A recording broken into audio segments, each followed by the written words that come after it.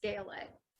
But now, in particular now, I think, Mike, one of the big differences we've seen in the last year and a half is everybody wants you to be purpose driven, right?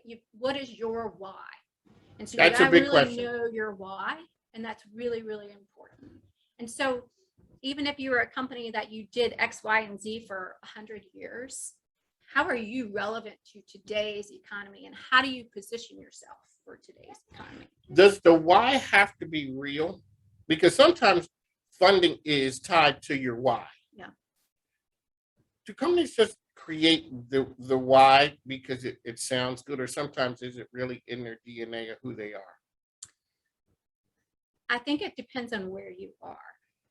And I think in our region, which is a little averse to risk, your why has to be authentic.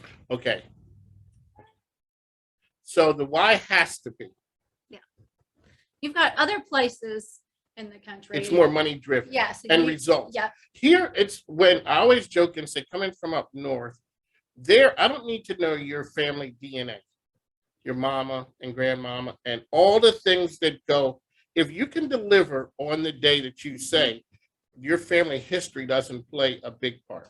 When you come south, a lot of that plays a part in what you're doing and the success. So I could see how the why is a big part of that. So you're at Activation Capital, you're changing the world. Were you always an entrepreneur at heart?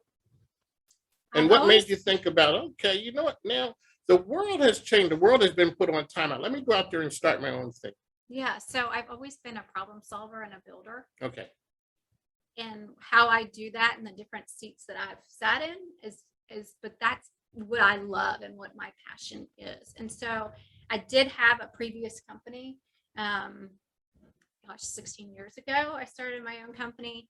And then I went to the governor's office to help figure out how to support other people when I was Deputy Secretary of Commerce and Trade, how to help and support our entrepreneurial and innovation environment, and how to continue to make Virginia the best place for people to compete and succeed and be able to prosper. And I think that's what it really drives me, is I really want to make sure whatever our seat is, that we're creating that opportunity for people to compete and succeed.